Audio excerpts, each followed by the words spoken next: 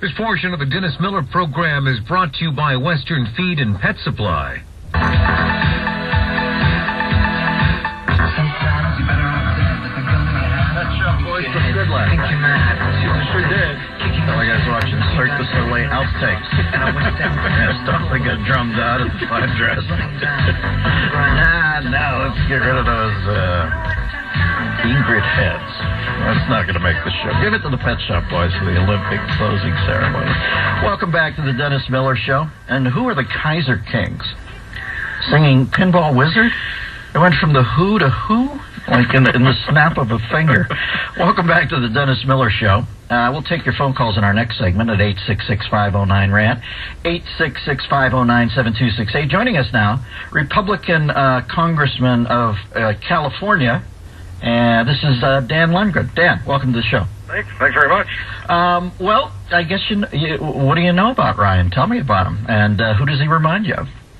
Well, he's a good man. My wife and I had a chance to travel to Israel with he and Jana a few years ago and got to know him much better.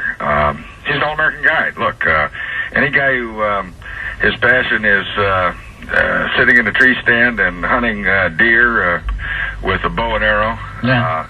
And I mean, he cuts everything out. I had to try and get in touch with him one time, and I was informed that he was in a tree stand. He'd be there for several hours, but then he was going to go to something like Joe's roadside bar and grill, and he was going to get a beer and a brat, and I could get a hold of him then, and that's exactly how it happened.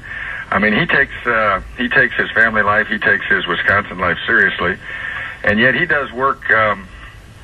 He has a more open-minded, fresh approach to the economy of anybody that I know since Jack Kemp.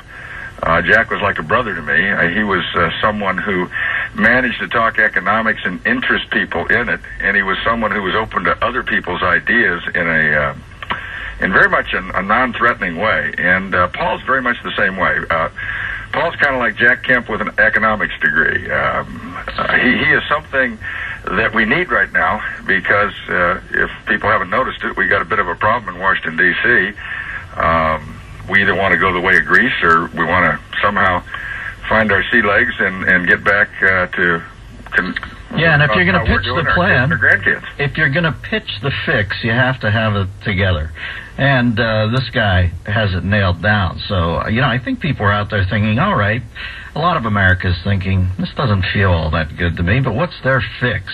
And I think Ryan, and by proxy, Romney, because if I was the campaign, I would let Ryan query him before the debates. I'd let him play the opposition. Just to, I think you're absolutely right. Yeah, just to get all the possible things they could throw in Romney's face. I think Romney knows it better. He is the titular head of the Republican Party now when it comes to the budget and the deficit, right? Well, there's no doubt about that. I mean, look, the guy's the smartest guy I know. Really? In politics with respect to the economy. He knows it. He's nailed it. He's studied it. He believes it. But better than that, if you ever go to college, he's the economics professor you wish you would have had. He's a guy who can make it so you can understand it. Yeah. He's the guy who makes it relevant. He's the guy who knows his stuff, and if you ask him a question, a serious question, he'll engage in it. He is not afraid of the debate, and there's been too much of this nonsense in Washington, D.C., where you talk around one another, you beat the hell out of one another, and then you wonder at the end of the day why people think they got lousy candidates. Right. He's a throwback. He's also mastered the ability of making comments succinct. He, in two occasions where I've observed him, has had an opportunity to be in a public forum with the President of the United States. In both cases showed respect, but in both cases schooled the President on the President's own health care bill. Mm-hmm. Not because he was trying to embarrass him, but the President basically challenged him.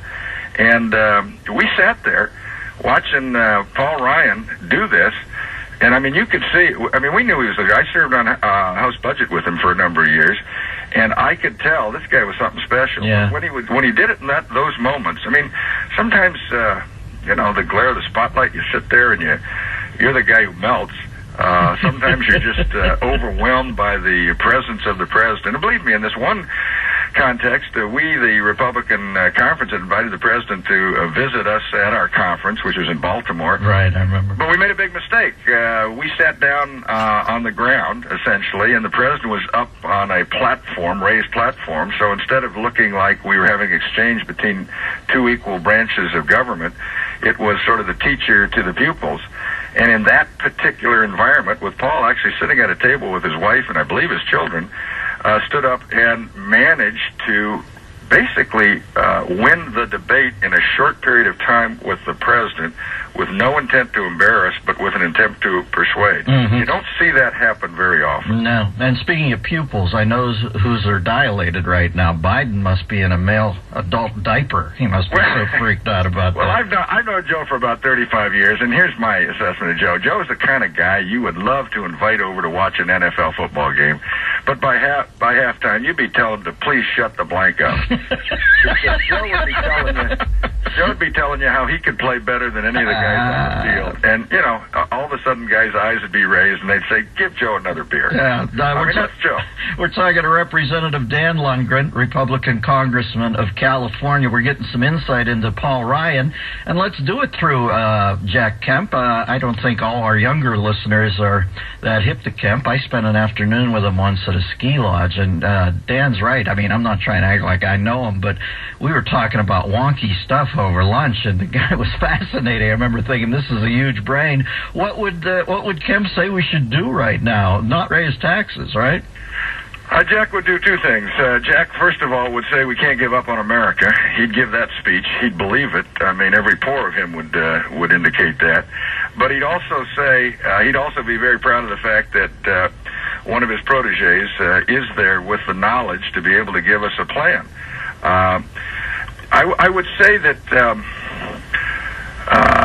Paul Ryan is certainly one who believes in the power of the private sector to work. You know, he's not against government. He thinks that we ought to have proper regulations. They don't have guys cheating and defrauding people. But Paul probably spends a little more time than Jack would have on looking at the deficit side of things. Jack wanted to make sure we weren't green eye shade Republicans, because that's essentially what we were for a long time. What does that mean, Dan? I'm not hip to that phrase. What does that mean? That means guys that look only at the dollars and cents. Okay. Don't realize the impact of certain human decisions beings. that were more than economic digits. You know, I mean, that there's a certain amount of emotion in our life, and there's a certain amount of hope in our life, and there's a certain amount of psychological impact in the economy. I mean, when things are going well, they feel good about doing things. When the government gets out of their way, the government encourages risk. And those are all things that Jack believed in, and those are all things that Paul believes in. Paul looks at the deficit a little bit more keenly than Jack would have. But here's the thing. The other side is trying to portray Paul Ryan as this guy who doesn't care what the impact of his decisions are. Right. That he's going to, hurt the poor, hurt the young. He wants dirty water. He wants dirty air. All the things we all want, as they would portray or caricature him.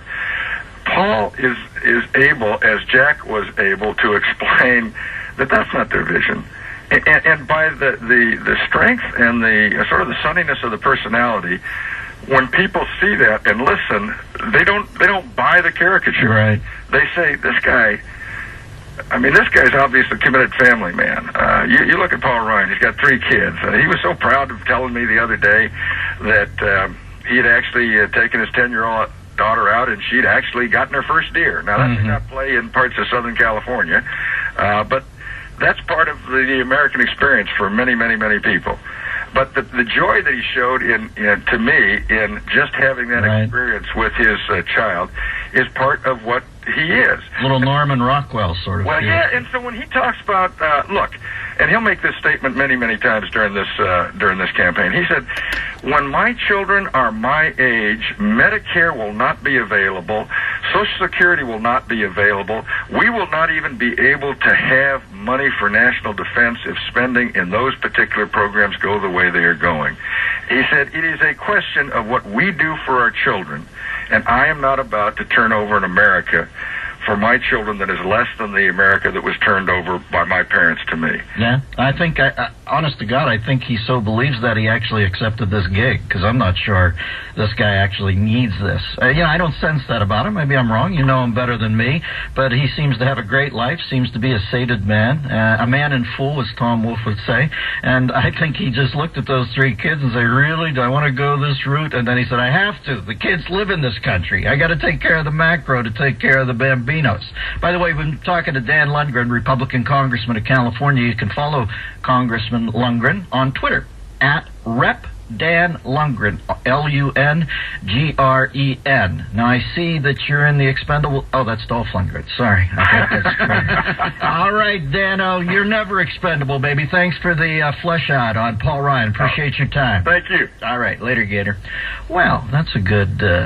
That's a good endorsement, and I think that's one of the bonus sidebar issues that you get with Ryan. I think over the next 90 days or so, when they try to paint him as, I don't know, Anton LaVey, I think people are going to say, well, you're being silly now. I mean, for God's sakes, this is really the man that you told me was going to take, I know it's a character, but do the Dick Widmark thing and push her off a cliff in a wheelchair? Stop that. I think they have to go a little easier on Ryan. I don't think they will because they play it rough on a Chi-Town, but I don't think it'll stick as much. We'll see. What do you think? 866-509-RANT, 866-509-7268. A little later in the hour, Steve Hayes on Paul Ryan. Like to see what you think right after this on the Dennis Miller Show.